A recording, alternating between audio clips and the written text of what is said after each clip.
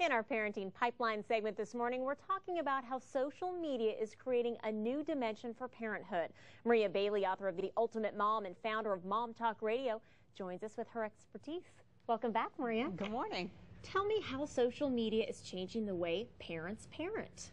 Well, it's added a new dimension to parenting because suddenly teens and children are communicating in ways that maybe we didn't do when we were their age. So we have to take on this new learning in parenting our children. And some of these websites, Facebook, MySpace, Twitter, Flickr, you know, are there rules out there for parents who want to ultimately friend their children? There certainly are. You know, you don't want to do anything to embarrass your children, and you really need to think about, is it something that I would do in the hallways of their school? If I'm going to, you know, certainly you don't want to paste naked baby pictures of your children on Facebook because that might embarrass them. So if you wouldn't say it or do it around their friends, then don't do it in the common space online. And Maria, how smart is it for parents to be Facebook friends with their kids? You know, it's a really great way to get familiar with the activities they're in, the people they're talking to. You know, it's a new playground, and you want to be in the same playground with your children. So it's a good place to become familiar with their friends and who they're hanging out with. What about friending your kids as friends? You know, you really have to, again, think about what's appropriate in the physical world.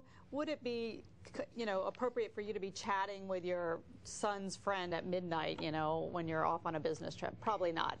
And how can social media be useful for parents in their daily lives? Oh, it's a great way to manage your schedule, to share with others. Now you can upload a video, share it with the grandparents who might live millions of miles or thousands of miles away. And a really easy way to communicate with other moms in the classroom and such. Great way to share. It's a reality. Kids are going to be online. How can you keep your kids safe? Well, you know, really, you want to know where your children are.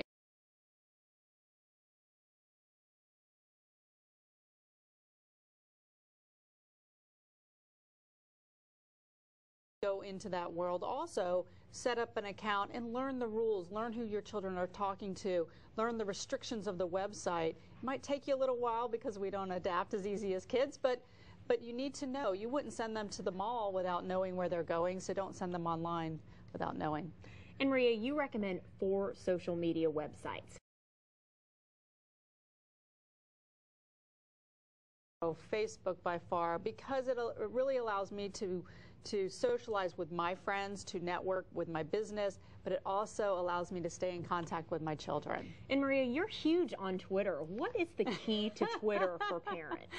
You know, I think it's finding people that are like you and being able to create a community where you can go out and find answers to maybe challenges or situations that you're facing with your children. So it's a really great place to network. And are you finding those answers on Twitter? I am. A lot of times, like if I'm traveling to another city and I'm looking for a family-friendly restaurant, I'll send out a tweet and say, hey, I'm going to New York.